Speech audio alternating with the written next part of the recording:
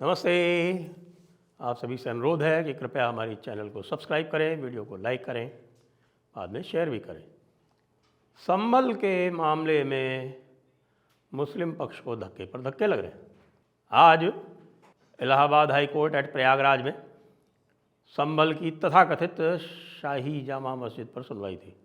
और शाही जामा मस्जिद पर सुनवाई में एक तो सबसे पहले जो पिछले सुनवाई में 1927 का एक एग्रीमेंट हुआ था, कोई आर्कियोलॉजिकल सर्वे ऑफ इंडिया और शाही जामा मस्जिद में, जैसा कि बताया जाता है, वो उसका संदर्भ जो लिया गया था उस पर आपत्ति कर दी गई कि ये जो बताया जा रहा है ये फर्जी है। और 1958 के एक्ट के बाद में archaeological remains and monuments act 1958 आया, उसके बाद में उसका कोई अस्तित्व नहीं, उसका कोई मतलब नहीं है।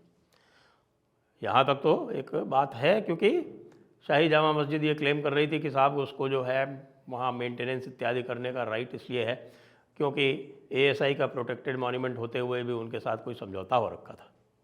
और ये नाटक इसलिए किया जा रहा था, जैसा कि हरिशंकर जैन जी ने कहा कि साहब कि ये सब इसलिए किया जा रहा है कि जो 1991 एक्ट में ये बार है कि साहब की जो archaeological remains and monuments act 1958 के तहत जो संरक्षित जो मॉन्यूमेंट्स हैं, जैसे कि संभल जामा मस्जिद, तथाकथित जामा मस्जिद, जिसको तथाकथित मस्जिद कहा था पिछले ऑर्डर में, वो है, तो उसको लाया जा सके प्लेसेस ऑफ वर्शिप एक्ट के अंदर, और ये कहा जा सके कि साहब के प्लेसेस ऑफ वर्शिप एक्ट के अंतर्गत यहाँ मुकदमा इत्यादि नहीं चल सकता, जो कि यदि वो एएसआई के अंतर्गत है तो चल सकता है।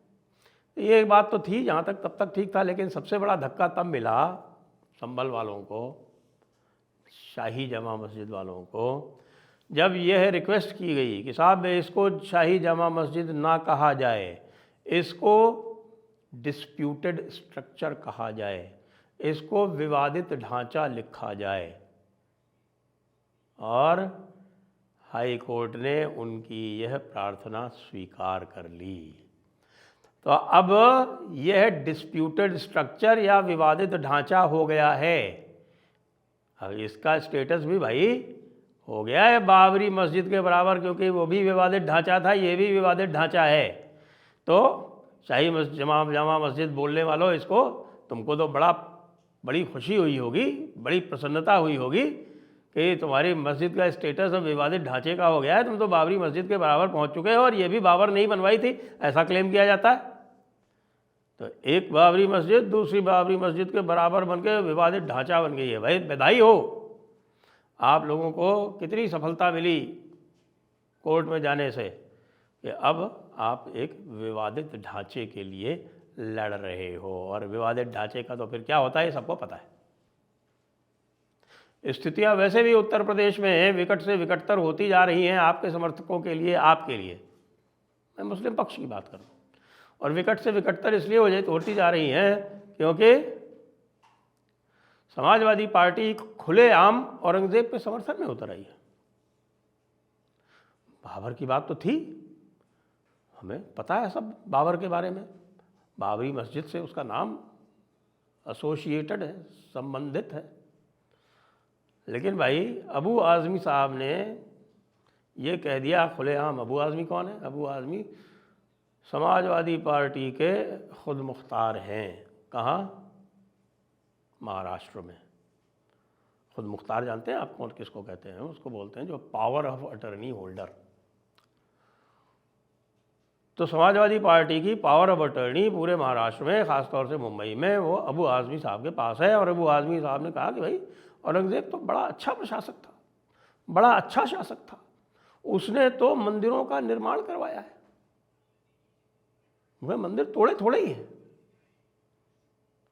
यानी आपने, हमने जो कुछ भी, और छत्रपति शिवाजी महाराज ने जिसने भी आज तक औरंगज़ेब की तनकीद इस बात पे की कि साहब उसने मंदिर तोड़े और उसने जजिया लगाया, उसने अपनी प्रजा में जो हिंदू थे उनके साथ सौतेला व्यवहार किया, उनका मान मर्दन किया, उनके मान बिंदुओं पर चोट पहुंचाई, काशी मथुरा जैसे, और काशी मथुरा को तोड़ा, जब वो गवर्नर था गुजरात का तब उसने सोमनाथ को भी तोड़ा था, लेकिन आप शासक रहते हुए उसने काशी मथुरा पर मंदिरों को ध्वंस किया। ये सब बातें जो हैं ये बेईमानी हो गई। यहाँ तक कि जब वो यात्रा पर जाता था तो ये उसकी जो आपके उसके खुद के जो अखबारात हैं वो बताते हैं, औरंगज़ेब के मासिर आलमगीरी में साफ साफ लिखा हुआ है कि जब भी वो कहीं जाता था या कोई यात्रा पर जाता था, या जैसे बताते हैं कि साहब कि वो अजमेर की यात्रा पर गया तो ये फरमान हो गया कि साहब जितने भी रास्ते में मंदिर हैं वो सब तोड़ दिए जाएं। जब वो दक्कन को गया तो यही फरमान निकला कि जितने भी रास्ते में मंदिर हैं वो तोड़ दिए जाएं। उसने तो उदयपुर तक में हमला करके, और उदयपुर का जो रिकॉर्ड बोलता है कि उसकी जब वहाँ सेनाएं आई राणा राज सिंह के समय पर, बाद में तो खैर उसको हरा दिया उन्होंने और पूरे अपने कब्ज़ा कर लिया, जितनी भी उनकी सल्तनत उनका जो राज्य था उस पर पूरे पर। लेकिन थोड़े समय के लिए जब वहाँ उदयपुर में इसकी सेनाएं पहुँची तो वहाँ 235 मंदिर ध्वस्त कर दिए गए, हजारों मंदिर ध्वस्त किए इसने। और अबू आज़मी कह रहा है कि ये तो बड़ा अच्छा शासक था। ऐसा अबू आज़मी अकेला नहीं है, ये पूरा का पूरा एक गैंग है जो औरंगज़ेब को लगातार बड़ा सहृदय साबित करने का प्रयास करता रहता है। अच्छा, और तो यहाँ तक तो होता तो भी ठीक था। हमारे अवधेश कुमार जी, अवधेश प्रसाद जी, कौन अवधेश प्रसाद जी? वही मिल्कीपुर वाले, वही अयोध्या के राजा, अयोध्या नरेश,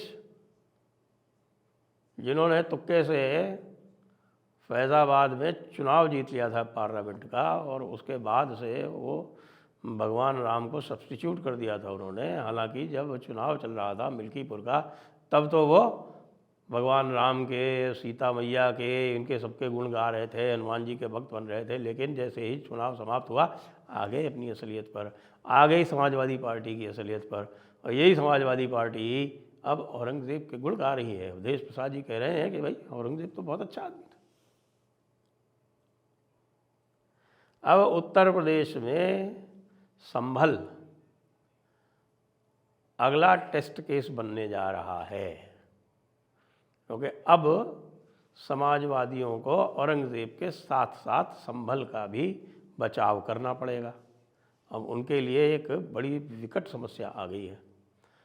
संभल ऐसी जगह नहीं है जिसका आप बचाव कर सके, क्योंकि संभल के साथ 1978 के बाद हुए दंगे, 1978 और उसके बाद हुए दंगे, और उसमें हिंदुओं का एक प्रकार से संभल से एथनिक क्लेंजिंग शामिल है, और इसको किसी भी तरह से अनदेखा नहीं किया जा सकता। पश्चिमी उत्तर प्रदेश में तापमान बढ़ चुका है, और पश्चिमी उत्तर प्रदेश में तापमान बढ़ने के साथ साथ मुसलमानों के बीच में ही द्वंद्व भी बढ़ चुका है। अब मुसलमान वोट का कोई एक अकेला वारिस नहीं है और अकेला दावेदार नहीं है, जो हमको कुंदरकी और मीरापुर के चुनावों में देखने को भी मिल गया था। तो भाई आज के इस आदेश ने इस तापमान को और भी बढ़ा दिया। अब आप देखेंगे कि समाजवादी पार्टी वाले जो हैं वो अलग अलग तरह के स्टेटमेंट लेके आएंगे बीच में। कैसे भाई, देखिए जामी मस्जिद को विवादित ढांचा बता दिया गया, ये तो हमारे जो है वो इबादत गाह है, और ये तो हमारे इबादत का प्रतीक है, और ये तो हमारे दीन की बिल्कुल जिसको बोलते हैं धरोहर है।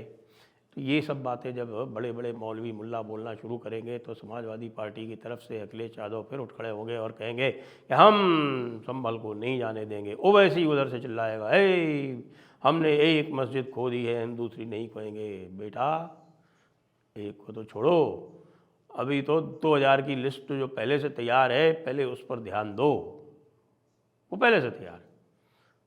और ओवैसी ने खुद ने बोल दिया, आपको पता है कि नहीं पता है, ओवैसी ने खुद ने बोल दिया कि भाई ये केवल 80 मस्जिदें तोड़ी गई हैं। इस्लामी शासन में जो पूरा, जिसको ये कहते हैं ना, जब सवेरे उठते हैं तो कहते हैं कि हमने 1000 साल तक राज किया, कुछ लोग 800 कह देते हैं, कुछ लोग 500 कह देते हैं, तो अलग अलग, ये मिजाज की बात है ना। सवेरे अगर मान लीजिए सवेरे थोड़ी तबीयत ठीक नहीं है तो 500, और बिल्कुल चुस्त दुरुस्त हैं तो 1000, और फिर शाम को कहेंगे अरे साहब हमारे साथ तो जुल्म हो रहे हैं, हम माइनॉरिटी हैं। तो उस कसौटी पर अब समाजवादी पार्टी अपने आप को पूरी तरह से कसेगी, ओवैसी कसेंगे, और आप देखिएगा कि दोनों लोग मिल के प्रयास करेंगे माइनॉरिटी वोट जीतने का, लेकिन होगा उसका ठीक उल्टा। देखते जाइए। जय हिंद, जय भारत, वंदे मातरम।